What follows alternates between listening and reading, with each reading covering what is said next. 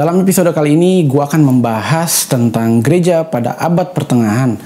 Jangan kemana-mana, tonton sampai habis ya guys. أبنا الذي في السماوات ليتقدس اسمك ليأتي ملكوتك لتكن مشيئتك كما في السماء كذلك على الأرض.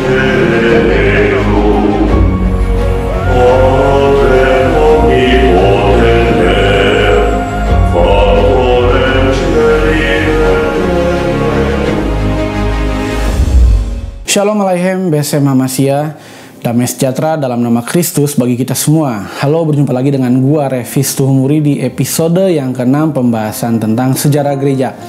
Di episode yang lalu kita sudah ngebahas tentang monastisisme dalam gereja dan asal mula jabatan paus. Bagi kalian yang belum nonton, kalian bisa klik di pojok atas. Saran gua lebih baik kalian nonton dari episode yang pertama supaya kalian ngerti secara kronologis urutan-urutan peristiwanya. Oke, seperti biasa buat kalian yang lagi nonton video ini, jangan lupa dukung gua untuk terus memproduksi konten-konten yang bermanfaat bagi kalian dengan cara kalian pencet tombol like, pencet juga tombol subscribe dan bunyikan loncengnya supaya kalian dapat notifikasi pas gua upload video terbaru. Terima kasih.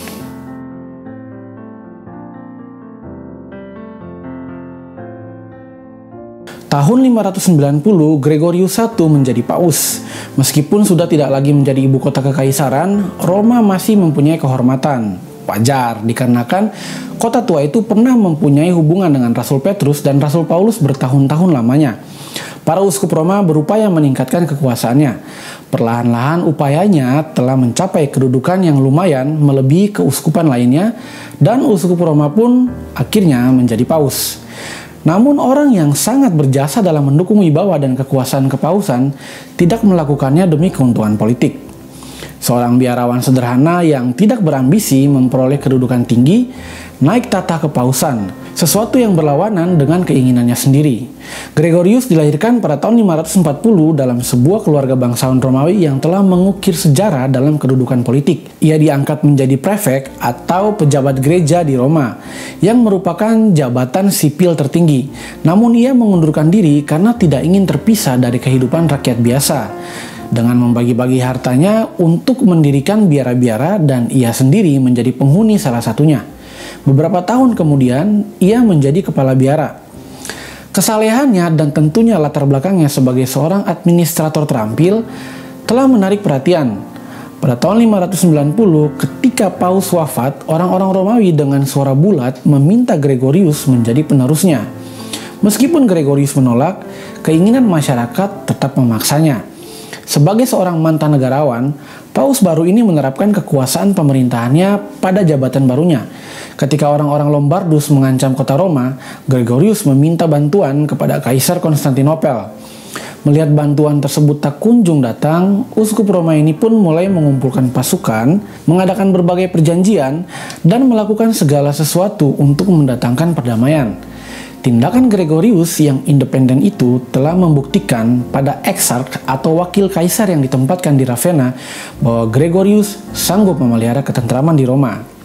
Tindakan politis ini akan menjadi beberapa langkah awal dalam memisahkan orang-orang Kristen di Kekaisaran Timur dan di Barat.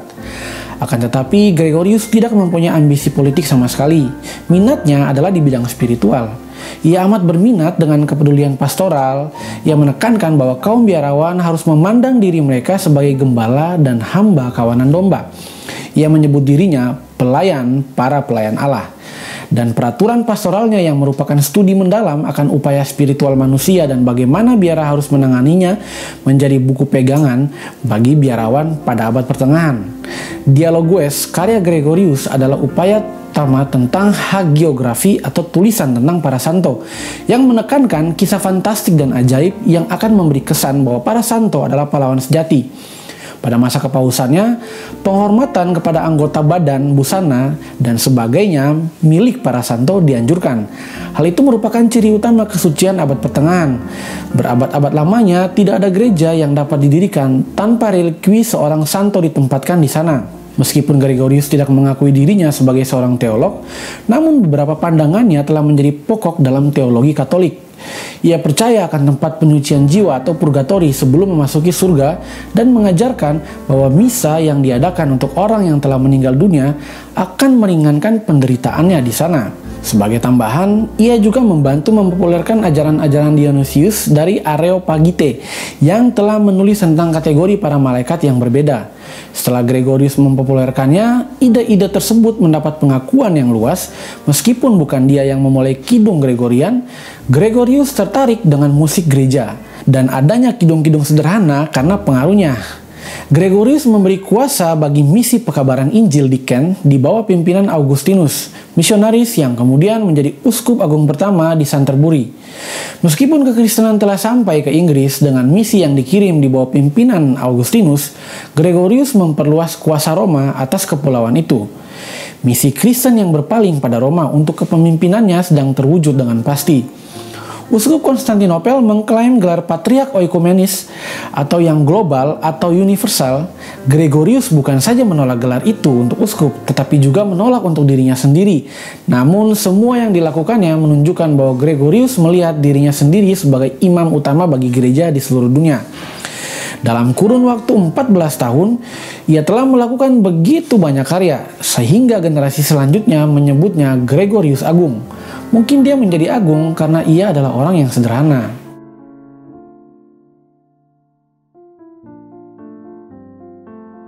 Pada tahun 716, Bonifatius berangkat sebagai misionaris.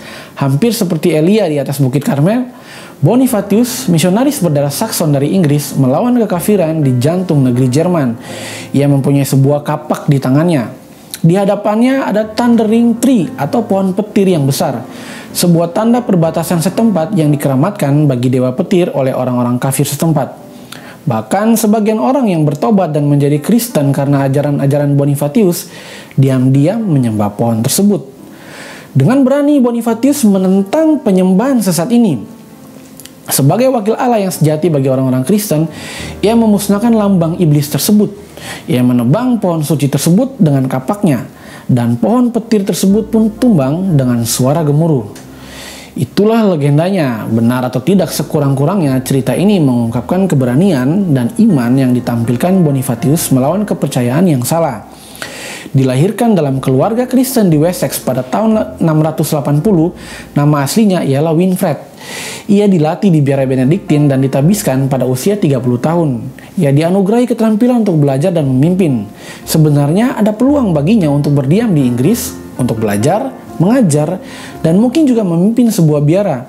Namun ia merasa sedih atas orang-orang yang belum mengaku percaya kepada Kristus. Beribu-ribu orang Saxon di Low Countries atau wilayah dataran rendah dan di Jerman sangat membutuhkan Injil. Pada tahun 716, Winfred berangkat ke Frisia, tempat para misionaris Inggris telah berupaya berpuluh-puluh tahun lamanya. Raja Frisia, Radbot, menentang kekristenan. Tekanan di situ sangat kuat sehingga Winfred pun memutuskan untuk kembali ke Inggris. Inilah kegagalan misinya yang pertama. Teman-temannya di biara Benediktin meminta dia menjadi kepala biara. Setelah pengalaman yang menyakitkan di Frisia, ia mungkin saja tergiur dengan tawaran ini. Tetapi visi Winfred masih mengarah keluar. Ia pergi ke Roma pada tahun 718 dan di sana ia menerima tugas misionaris dari Paus. Ia ditugaskan untuk pergi lebih jauh melewati Sungai Rhine dan mendirikan gereja Roma di antara orang Jerman di sana. Jerman umumnya telah terbuka untuk kekristenan jenis apapun. Namun tidak ada gereja yang kuat di sana. Pada abad keempat, suku-suku Jerman terikat dengan Arianisme yang mereka baurkan dengan tahayul mereka sendiri. Kemudian, misionaris Celtic telah memenangkan sejumlah jiwa, tetapi mereka tidak pernah ada di bawah naungan organisasi gereja yang kuat. Sri Paus ingin sekali menghadirkan gereja yang kokoh di sana. Mula-mula, Winfred mendatangi Thuringia untuk menghidupkan gereja yang mulai melemah di sana. Kemudian setelah ia mendengar bahwa musuhnya Radbot telah mati, ia pun kembali ke Frisia. Otoritas Sri Paus agaknya telah memberikan Winfred wibawa atas pemerintah setempat. Di sana ia bekerja selama 3 tahun, kemudian berpindah ke arah tenggara ke Hesse. Ia kembali ke Roma pada tahun 723 dan diangkat sebagai uskup. Itulah saatnya ia menerima nama barunya, Bonifatius. Ia juga diberikan surat perkenalan untuk Charles Martel, Raja suku Frank. Ketangkasan Charles di bidang militer sangat terkenal atas keberaniannya yang memukul mundur pasukan Islam di Tours. Perlindungannya memberikan dukungan kuat bagi Bonifatius. Sekembalinya dari Hesse, Bonifatius melanjutkan pemusnahan kekafiran dan mendirikan gereja. Hal ini terjadi ketika ia menumbangkan pohon yang dianggap suci. Mungkin ketakutan warga pada Charles Martel yang mencegah mereka menjatuhkan Bonifatius. Namun hasilnya ialah bahwa kekristenan menjadi kekuatan baru yang harus diperhitungkan di Jerman. Jika pohon mereka saja tidak dapat dilindungi para dewa orang Jerman, maka mereka tidak memiliki apapun untuk dibandingkan dengan Allahnya Bonifatius. Bonifatius menjadi daya tarik bagi sejumlah misionaris dari Inggris. Para biarawan dan biarawati ingin sekali melayani bersamanya. Dengan bantuan mereka, ia mendirikan organisasi gereja yang kuat di seluruh kawasan itu. Ironisnya, pelindungnya Charles Martel sedang mengupayakan perubahan gereja di antara orang-orang Frank. Charles berkuasa atas gereja-gereja di sana dengan merampas tanahnya dan menjual instansi-instansi gereja. Hanya setelah ia wafat pada tahun 741, Bonifatius dapat memulihkan gereja Frank tersebut. Pada tahun 747, Bonifatius sekali lagi pergi ke Roma. Di sana ia diangkat menjadi uskup agung Mainz dan pemimpin spiritual seluruh wilayah Jerman. Namun setelah melewati umur 70 tahun, ia berkeinginan menyelesaikan pekerjaannya yang tertinggal. Setelah mengundurkan diri dari jabatan uskup agungnya pada tahun 753, ia kembali ke Frisia, tempat ia memulai karya misionarisnya. Di sana ia memanggil kembali orang-orang yang telah ia baptis dan yang sekarang telah kembali ke kekafiran. Kemudian ia melanjutkan perjalanan ke daerah-daerah yang belum dijangkau. Pada hari Minggu Pentakosta tahun 755 di Dakhum, di sepanjang sungai Borne, ia merencanakan kebaktian di tempat terbuka, mengajar dan meneguhkan orang-orang percaya yang baru. Ketika sedang berdiri di tepi sungai sambil menyiapkan kebaktian, segerombolan penjahat kafir menyerangnya. Orang-orang yang ada di pihaknya mencoba melawan, tetapi Bonifatius berteriak, "Hentikanlah anak-anakku dari pertikaian, jangan takut kepada mereka yang membunuh badan ini, tetapi tidak dapat membunuh jiwa yang abadi.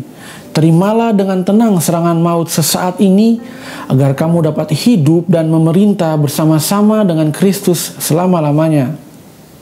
Menurut saksi mata, ia mati dengan Injil berada dalam genggaman tangannya. Para kritikus berpendapat bahwa Bonifatius hanyalah seorang organisatoris. Sebagian besar karya misinya adalah politik, yaitu membina kesetiaan pada gereja Roma di tempat-tempat gereja melemah. Dan adalah benar bahwa ia membantu meletakkan dasar bagi kekaisaran Roma yang suci dan politik kepausan abad pertengahan. Berkat Bonifatius, Jerman merupakan benteng bagi gereja Roma sampai zaman Reformasi. Akan tetapi tidak ada yang dapat meragukan kesalehan, keberanian, ataupun kesetiaan pelayanan Bonifatius. Seperti yang ditulis sejarawan Kenneth Scott Latourette, tidak banyak, jikapun ada, misionaris Kristen yang telah menyajikan dengan lebih tepat idealisme iman mereka yang hendak disebarluaskan dengan perilaku mereka, rendah hati, meskipun ada kesempatan yang menggiurkan untuk mendapatkan posisi gerejawi yang tinggi, tanpa cacat, tanpa skandal, seorang yang mandiri dan tekun berdoa, berani, mengorbankan diri sendiri dan adil. Bonifatius adalah salah seorang panutan yang luar biasa bagi kehidupan Kristen. Demikian tulisan Kenneth Scott Latourette tentang Bonifatius.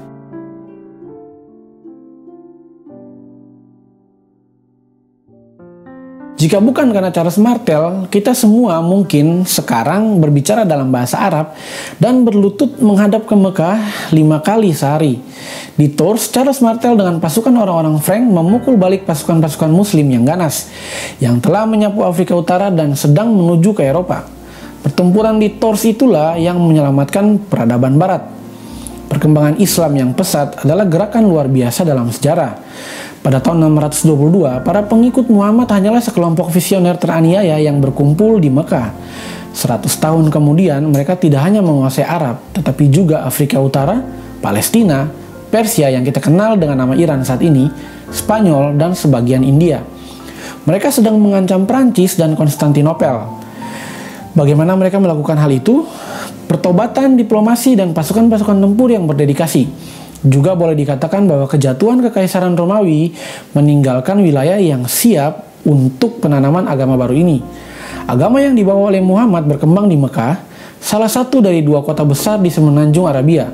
Agama ini bersifat monoteistis, legalistis, dan agak sederhana. Muhammad menegaskan bahwa ia telah menerima sistem tersebut dari Allah, dan ia berkata bahwa ia adalah Rasul yang ditunjuk oleh Allah. Warga Mekah menolak ajaran-ajaran baru Muhammad dan mereka mempersulit kehidupan para pengikutnya. Maka pada tahun 622, Rasul tersebut dengan rombongannya melarikan diri ke Madinah.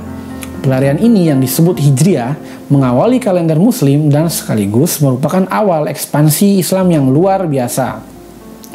Arab pada saat itu menjadi tempat berkumpulnya para pengembara beraneka suku yang berperang antara satu sama lain. Islam membawa persatuan bukan saja dalam agama tetapi juga hukum, ekonomi, dan politik. Ketika Muhammad wafat pada tahun 632, timbullah pertikaian di antara pengikutnya tentang siapa yang akan menjadi penerusnya. Namun, agama tersebut tetap berkembang sekalipun terjadi banyak pertumpahan darah saat pergantian kekuasaan. Menjelang tahun 636, orang-orang Muslim telah menguasai Suriah dan Palestina. Mereka menguasai Alexandria pada tahun 642 dan Mesopotamia pada tahun 646. Kartago jatuh pada tahun 697 ketika pasukan Muslim menyapu Afrika Utara, memenangkan daerah-daerah yang sampai hari ini masih berada di tangan Muslim. Pada tahun 711, mereka melintasi terusan Gibraltar dan masuk ke Spanyol. Mereka segera mengokohkan penguasaan atas semenanjung Iberia dan akhirnya bergerak lebih jauh ke Pyrenees. Pada saat yang sama, orang-orang Muslim telah memasuki daerah Punjab di India dan hampir memasuki Konstantinopel. Konstantinopel adalah ibu kota Kekaisaran Bizantin, kebanggaan satu-satunya yang tertinggal dari Kekaisaran Romawi. Berabad-abad sebelumnya, Kekaisaran Romawi terbagi atas wilayah timur dan barat, dan Kekaisaran Barat jatuh ke tangan suku-suku Jermanik, seperti Vandal, Ostrogoth, dan Frank. Satu-satunya kuasa yang dipegang Roma adalah gereja, tetapi kuasa ini masih sedang bertumbuh. Melalui para misionaris seperti Augustinus di Inggris dan Bonifatius di Jerman, Roma mendapat kesetiaan spiritual dari daerah-daerah pendudukannya dahulu. Ancaman Islam ialah menggabungkan kekuatan agama dan politik. Namun agama Islam bukan saja menumbangkan kekuasaan politik, ia juga menobatkan warga jajahan dengan menawarkan atau bahkan memaksakan sistem agama yang baru. Charles Martel adalah penguasa dari kalangan kaum Frank, salah satu suku Jerman yang menguasai Kekaisaran Barat. Kaum Frank ini pernah menyerang Prancis pada tahun 355 dan secara resmi telah bertobat ke dalam Kekaisaran Roma di bawah pemerintahan Clovis I yang memerintah dari tahun 481 sampai tahun 511. Seperti para penguasa Frank sebelumnya, Charles pun menggunakan gereja untuk kepentingannya sendiri. Ia merasa senang mendukung misionaris Roma di antara suku-suku Jerman lainnya. Ini akan menambah kekuasaan kaum Frank di Jerman. Namun, ia segera menyelewengkan gereja kaum Frank bagi keuntungan pribadinya. Meskipun ia menyelamatkan gereja Roma dari kehancuran di Tours, sebenarnya ia berperang untuk melindungi daerah Frank. Jenderal pasukan Muslim Abdurrahman yang memimpin pasukannya ke utara masuk tepat di daerah Frank. Charles Martel berhadapan dengannya di antara Tours dan Poitiers, serta memukulnya mundur. Dalam suatu rangkaian pertempuran sengit, kaum Frank memukul mundur pasukan Muslim ke Spanyol, sehingga mengakhiri perkembangan kekuatan Muslim di Eropa. Tentunya, pertahanan di Konstantinopel pada tahun 718 juga sama pentingnya dalam memukul penaklukan kaum Muslim. Tetapi bagi mereka yang menelusuri warisan Eropa Barat, pertempuran Tours adalah yang menentukan. Seandainya Muslim yang menang, mereka mungkin mundur di kemudian hari. Mungkin mereka menyebar dan menipis. Namun seperti pesatnya mereka berkembang, begitu juga mereka menduduki daerah-daerah yang telah dimenangkan dengan kokoh. 12,5 abad kemudian, mereka masih merupakan kekuatan yang disegani dan daerah-daerah pendudukan mereka masih menolak kesaksian akan Kristen.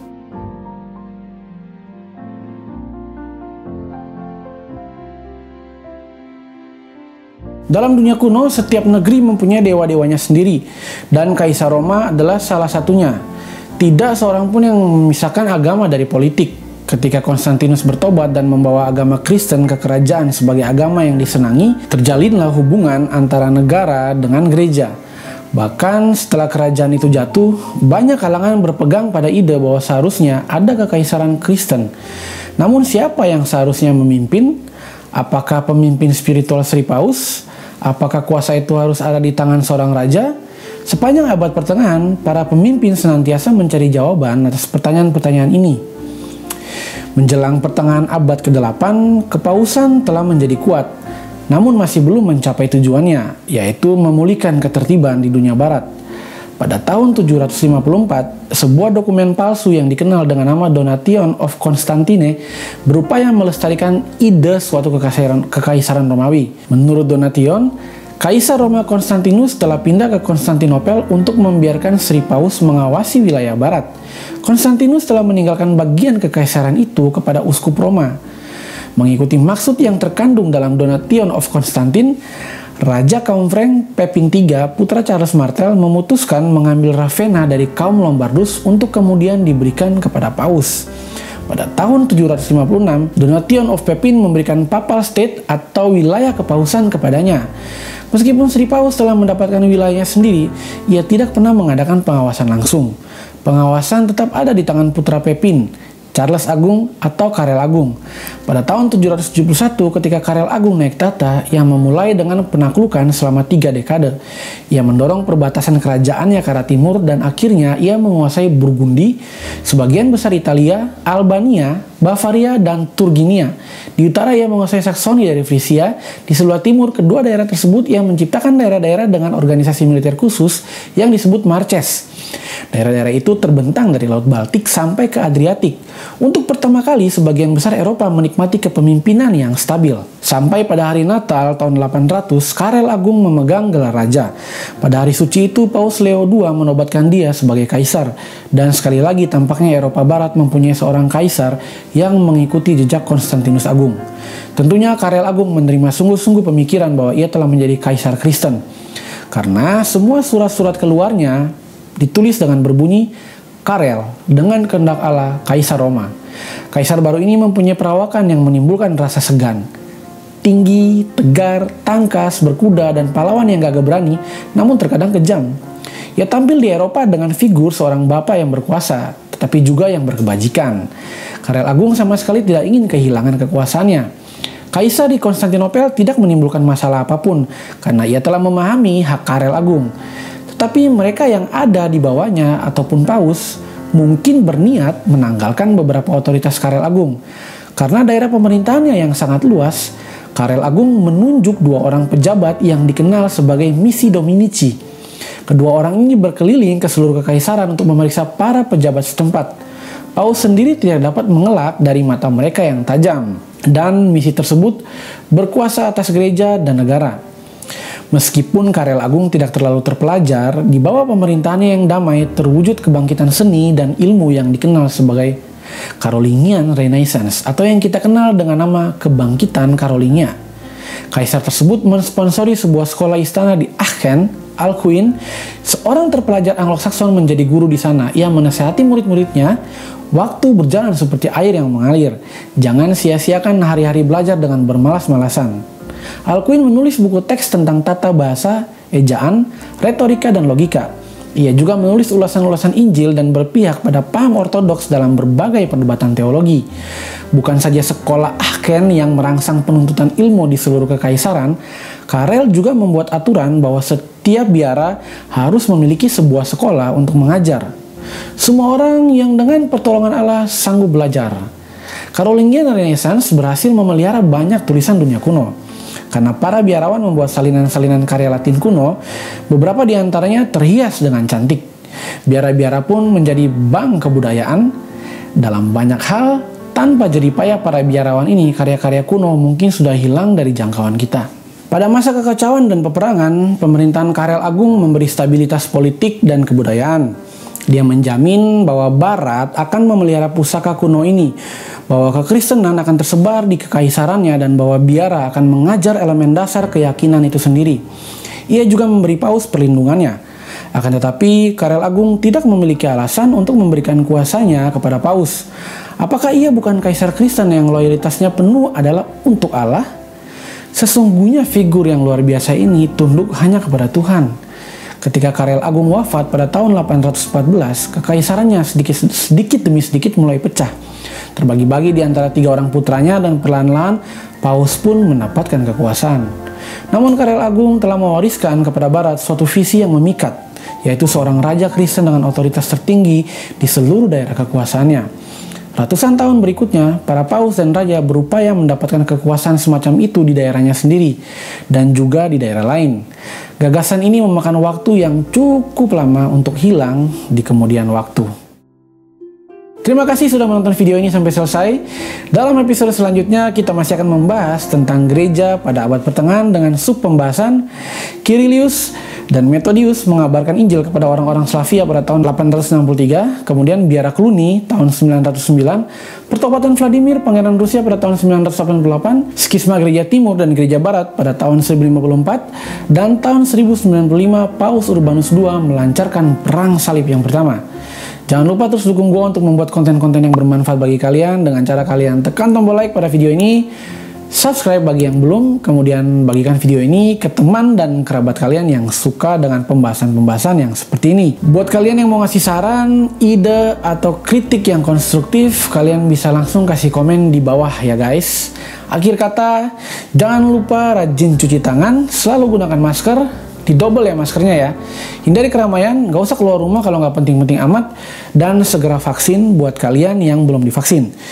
Ayo bersama kita lawan COVID-19 dan semoga kita selalu diberikan kekuatan oleh Tuhan dalam menghadapi pandemi ini. Sampai jumpa di episode selanjutnya. Shalom Aleichem, Besem Hamashiach, damai sejahtera dalam nama Kristus bagi kita semua. God bless.